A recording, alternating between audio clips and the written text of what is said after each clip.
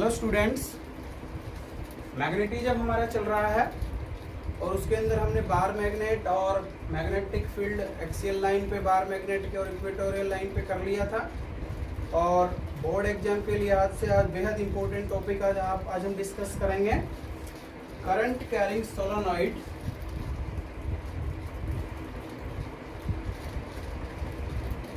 Carrying solenoid behaves as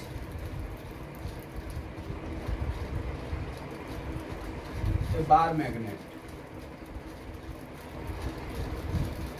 ठीक है, या इसे ये भी कह सकते हैं bar magnet is equivalent to solenoid, या ये भी कह सकते हो bar magnet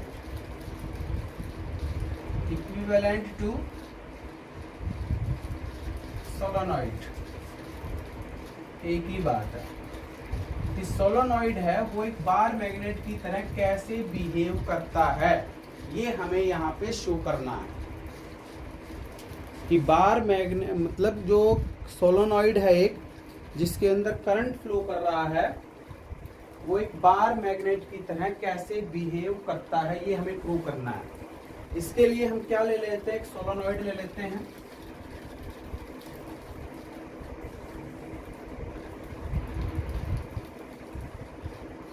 number of turns है इसके पास इस तरह से,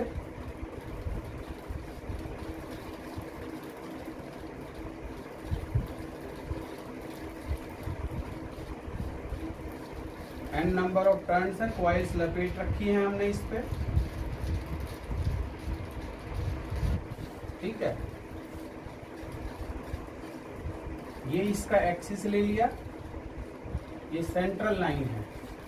टोटल लेंथ इसकी 2L मान लेते हैं, जैसे बार मैग्नेट है उसको भी हमने क्या 2L या 2A लिया था ना, ऐसे ही। तो ये भी L हो गई और ये भी L हो गई। वहां पे हमने A लिया था, यहाँ पे मैं A से ये ले लेता हूँ, इसका रेडियस A, ठीक है। तो उससे कोई फर्क नहीं पड़ा, समझ गए। अब ये एक सोलेनॉइड है जिसके अंदर करंट फ्लो कर रहा है, मान लेते हैं I इसके अंदर करंट फ्लो कर रहा है। ये बार मैग्नेट की तरह कैसे बिहेव करेगी वो हमें शो करना है, ये इसका एक्सिस। अब बार मैग्नेट की तरह कैसे बिहेव करेगी, बार मैग्नेट ऐसी थी, ध्यान है तो आपको, ये साउथ पोल हो गया, ये नॉर्थ पोल हो गया। और आपको ध्यान होगा इसके एक्सिस के ऊपर मैग्नेटिक फील्ड निकाला था आपने, कितना निकाला था एक्सिस पर magnetic field, 2 times of mu nought upon 4 पाई, और क्या आया था m अपॉन r क्यूब, यही था। यही फॉर्मूला यदि इसके यहाँ पे आ जाए P पॉइंट पर, कितनी डिस्टेंस पे, सपोज डिस्टेंस ले ली कितनी r, सेंटर से वही r, तो इसका सेंटर O है, यहां से इसका सेंटर भी हमने O लिया था, और ये डिस्टेंस ली थी आपको पता है, ध्यान होगा r। इससे पीछे वाले वीडियो के अंदर हमने देखा था, पीछे की वीडियो जरूर देख लिया करो, आगे तभी समझ आएगा। पीछे के नहीं देखेंगे तो आगे का मतलब स्टेप छोड़ मत देना। जैसे लेक्चर 4 है, लेक्चर 5 है, लेक्चर 6 है, इस तरह से कंटिन्यूटी अपनी बनाए रखें, ठीक है। तो हमें ये प्रूव करना है। तो अपने पास एक सोलेनॉइड है जिसके अंदर I करंट फ्लो कर रहा है, A उसका रेडियस है, 2L उसकी लेंथ है। यहाँ पे मैंने 2A लिया होगा, हो सकता है, बट यहाँ पे L है, तो वो एक ही बात, उससे कोई फर्क नहीं पड़ना, ठीक है। तो अपन को ये करना है, मैग्नेटिक फील्ड एक्सियल लाइन के ऊपर ये निकालना। यदि ऐसा आ जाता है तो ये सोलेनॉइड जो है बार मैग्नेट की तरह बिहेव करेगी, और नहीं आता है तो नहीं करेगी। पर जब लिख दिया आता है, करती है तो आएगा ही आएगा, इसमें कोई दो राय नहीं, ठीक है। तो मैंने क्या लिया, सोलेनॉइड ले लिया, I है current flowing through the solenoid,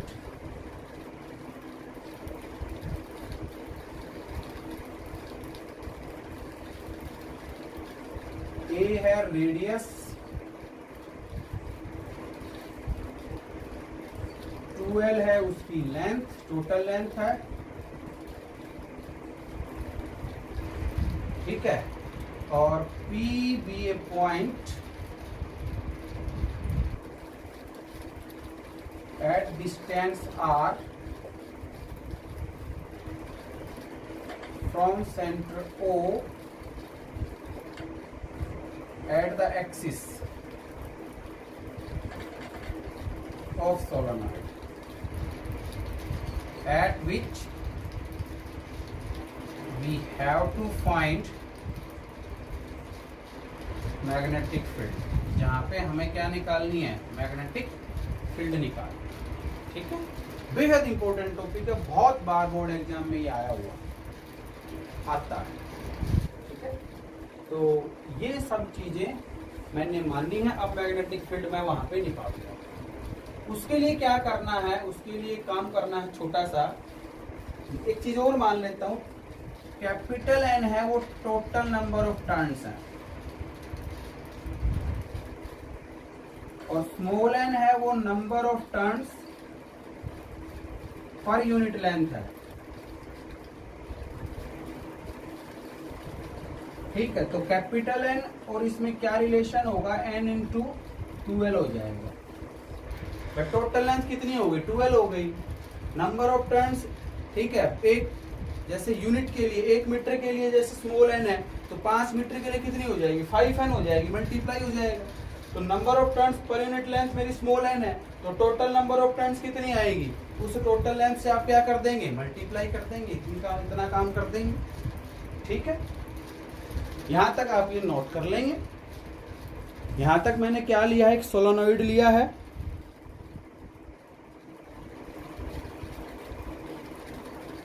जिसके अंदर करंट आई फ्लो कर रहा है, रेडियस उसका ए है, टोटल लेंथ इसकी 12 है, और पी कोई पॉइंट ले। अब आगे डिस्कस करते हैं।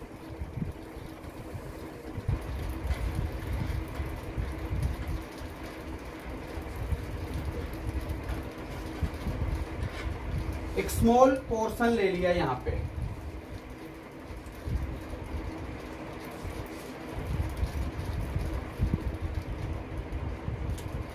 इसका एक स्मॉल पोर्शन ले लिया इस सोलेनोइड का, ये कितनी लेंथ का, dx लेंथ का, ठीक है। कितनी डिस्टेंस पे, यहां से x डिस्टेंस पे, सॉरी x,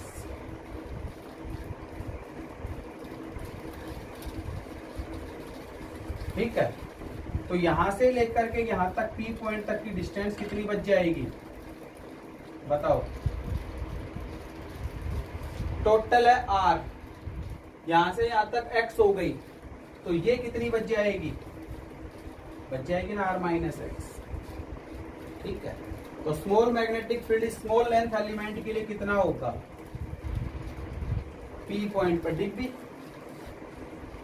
अब बायोट सेवरेट लॉ की थर्ड एप्लीकेशन थी, आपने ध्यान दिया होगा, ये कॉइल हो गई, ये P पॉइंट हो गया, क्या इसका एक्सिस नहीं हो गया, ये रेडियस r है, a है, ये डिस्टेंस x थी। तो यहां से क्या फॉर्मूला था, आपने लिखा था b बराबर mu naught n i a square divided by twice of x square plus a square power. ये पीछे से आपको देखना पड़ेगा।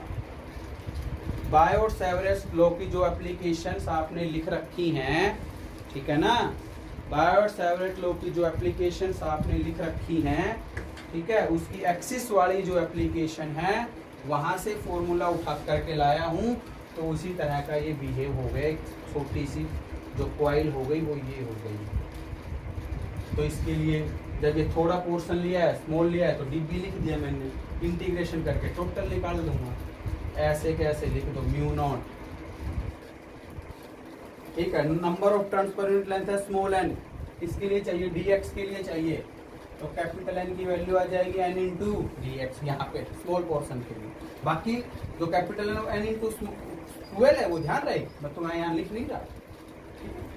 करंट है I है, a रेडियस है, a स्क्वायर हो गया, डिवाइडेड बाय 2 इंटू, इसको समझ लो थोड़ा सा ध्यान से, ये x मेरा यहाँ पे यहाँ तक हो गया अब की बार, तो r माइनस एक्स का होल स्क्वायर प्लस ए का ए स्क्वायर ही है और पावर कितनी। तो इस फॉर्मूले को यूज करते हुए मैंने ये लिखा है। तो ये आपको तब समझ आएगा जब आप वहां से फॉर्मूला उठा लेंगे और उसको रीअरेंज करके यहाँ पे लिख देंगे, ठीक है। और सिंप्लीफाई करने के लिए, सोल्व करने के लिए कुछ एक चीजें मुझे यहाँ अज्यूम करनी पड़ेंगी कि मान लेता हूँ ए की वैल्यू बहुत ही कम है, आर के कंपैरिजन में एक्स की वैल्यू बहुत ही कम है आर के कंपैरिजन में, तो इन दोनों को मैं यहाँ पे नेगलेक्ट कर दूंगा। तो dv मेरा आ जाएगा mu not an I A square into D x को बाहर लिख लिया मैंने अपॉन ट्वाइस ऑफ, ये हो गया आर ही बच गया, ये हट गया ये हट गया, तो आर स्क्वायर की पावर 3/2 क्या आ गया आर की, कुछ कुछ आपको नजर आएगा, ठीक है। सिंपल फॉर्मूला मेरा ये बन गया। इन दोनों को मैंने आर के कंपैरिजन में क्या कर दिया, नेगलेक्ट कर। अब टोटल मैग्नेटिक फील्ड निकालने के लिए इसका इंटीग्रेशन कर लें। V बराबर mu not an I A square divided by 2r cube, बाकी सारा तो बाहर ही आ जाएगा, dx बच जाएगा। इंटीग्रेशन कहाँ से कहाँ तक, ये 0 है, ये इधर है तो माइनस एल से लेकर के इधर की तरफ जाएगा प्लस एल तक। कैसी तरह लिख दो 0 से 2l तक। लेंथ कितनी है 0 से 2l, यहाँ पे लिखोगे तो माइनस एल से प्लस एल, क्योंकि इधर वाले क्या लेते हैं माइनस, इधर वाले क्या लेते हैं प्लस, ठीक है। आसान काम हो गया, अब आप कर देंगे, ठीक है। इसको मैं हटा रहा हूँ, क्या आ गया मेरे पास, dx का इंटीग्रेशन क्या होता है जी 2r क्यूब, x होता है माइनस एल से plus L, upper limit minus lower limit,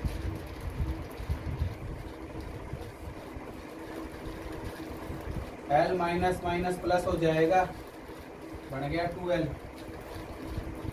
इस 2l को इसके साथ लिख देता हूं,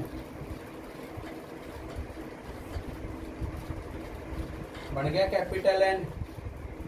आ गया होगा कुछ कुछ आपको समझ में, अब बन गया कैपिटल एन।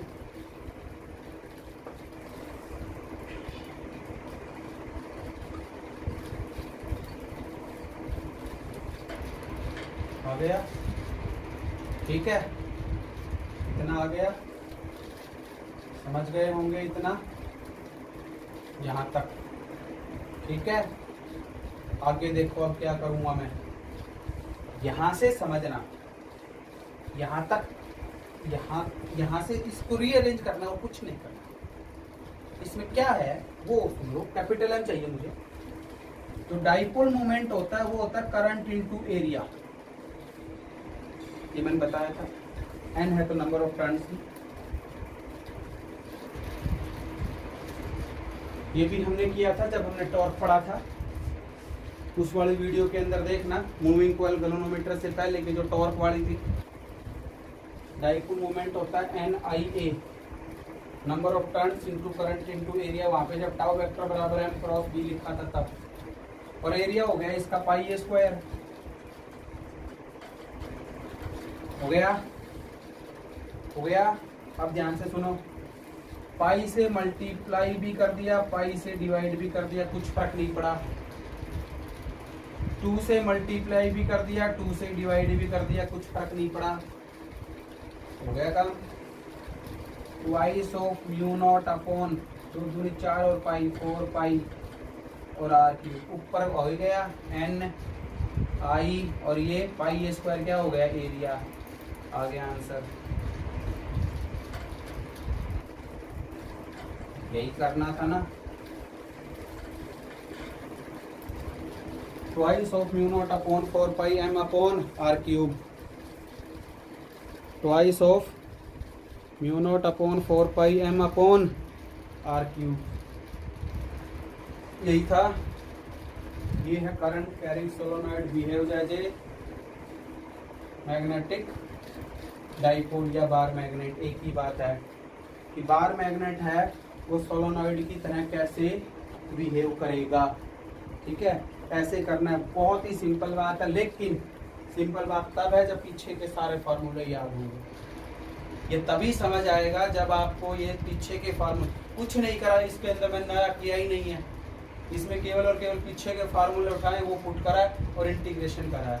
इंटीग्रेशन हो सकता है आपने मैथ्स में पढ़ भी लिया होगा, और नहीं तो मैंने सिंपल सा इंटीग्रेशन किया। dx का इंटीग्रेशन तो क्या x होता है, ये तो हम फिजिक्स में मैथमेटिकल टूल्स में ही डिस्कस कर लेते हैं, ठीक है। तो current carrying solenoid bar magnet की तरह किस तरह बिहेव करेगा वो यहाँ पे है इस तरह से, ठीक है। इसी के अंदर एक टॉपिक और डिस्कस कर लेते हैं, मैग्नेटिक फील्ड लाइंस का। सिंपल सा ही है वो भी, जैसे इलेक्ट्रिक फील्ड लाइंस पढ़ी थी वैसे ही मैग्नेटिक फील्ड लाइंस हैं, और उसकी प्रॉपर्टीज भी सेम है उसी की तरह ही। तो लिखना है केवल आपको, मैग्नेटिक फील्ड लाइंस जैसे इलेक्ट्रिक फील्ड लाइंस थी वैसे के वैसे, द पाथ स्ट्रेट और कर्व्ड, ऐसे लिख लो, it is the path straight और curved such that tangent to it at any point gives the direction of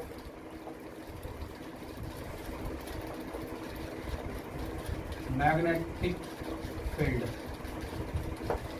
इसकी मैग्नेटिक फील्ड की। जैसे स्ट्रेट है तो स्ट्रेट है ही, कोई दिक्कत ही नहीं है, जैसे ये स्ट्रेट है ये कर्व्ड है, स्ट्रेट के ऊपर तो टेंजेंट वो का वो ही रहेगा, कर्व्ड के ऊपर टेंजेंट ये हो जाएगा।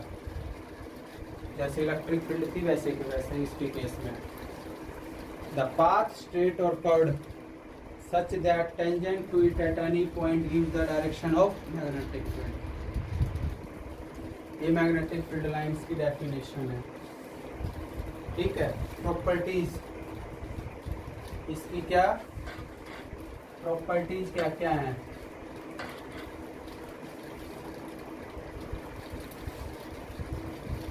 Properties outside the magnet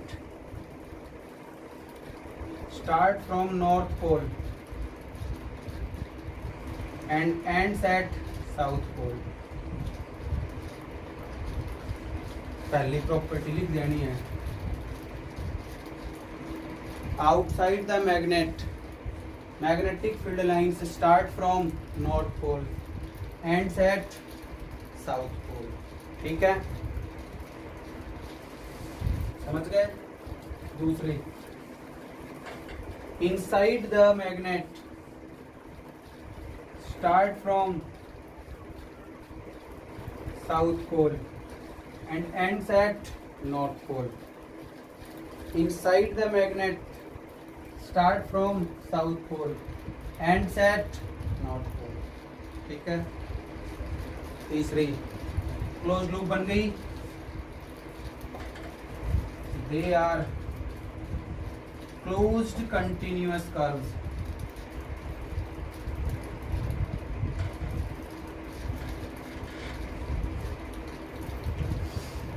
they are closed continuous curves,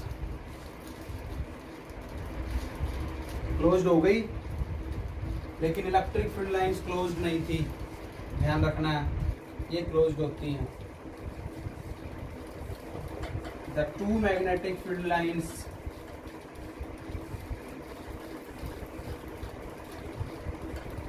can never cross each other, एक दूसरे को क्रॉस नहीं करेंगी। The two magnetic field lines can never cross each other, एक दूसरे को क्रॉस नहीं करेंगी। दो मैग्नेटिक फील्ड लाइंस एक दूसरे को क्रॉस नहीं करेंगी, ठीक है। और यदि वो क्रॉस करती हैं, ये आप लिख लेना, if they cross each other, if they cross each other, then there are two directions of magnetic field at the point of intersection. If they cross each other, then there are two directions of magnetic field at the point of intersection, which is not possible, जो कि possible नहीं होगा। ठीक है। और है contract longitudinally and expand sideways. They contract